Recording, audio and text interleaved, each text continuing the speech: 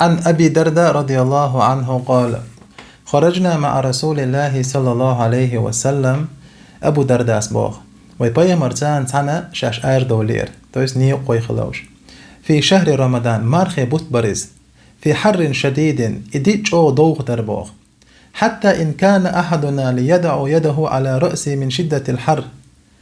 تون يقر تاتبول جارة شكور تيش قيل حر مالخة تيغو كيوغش ديركش دوغش أوغ يوغ يولش وما فينا صائم إلا رسول الله دلها تخويت يقها مارخ لاتن تا آمواتر تا بايغ مربيم مارخ بوت خلايس سار تامو مارخ تلاتن باي مروبيم وعبد الله ابن رواحة عبد الله ابن رواحة سأل يسير تخون يقه مارخ هلتو أق حديث دوق نجاسن مارخ لات خلدلا يوخ يلا يعني خلبلها مارخ تلوش إيه مجش خلر مارخ يبتشا أما شيخ أتش مدالنا مارخ إلاس يزردتو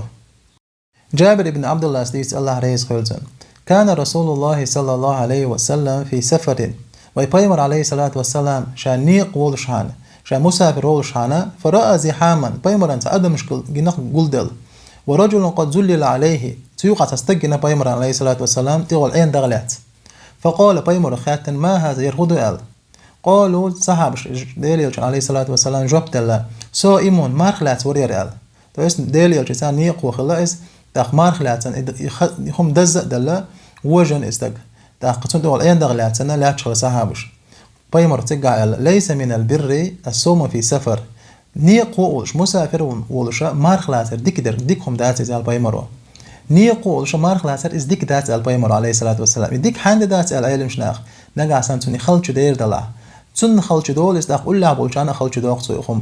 داخ نجا سن نيقو ولا تمش إز ولا الله وينيل أبلك تشينيو يمارخ نشقيش دول دين وشغلات بوباي الله عز وجل قآية نجابو الله يريد الله بكم اليسر ولا يريد بكم العسر الله عشان أهتدل وشوشن بوخ الله عشان خلدل وشوات توس ميل شوحن خلدل لها إلات خير قما هيك بوخ الله أهتدي بوخم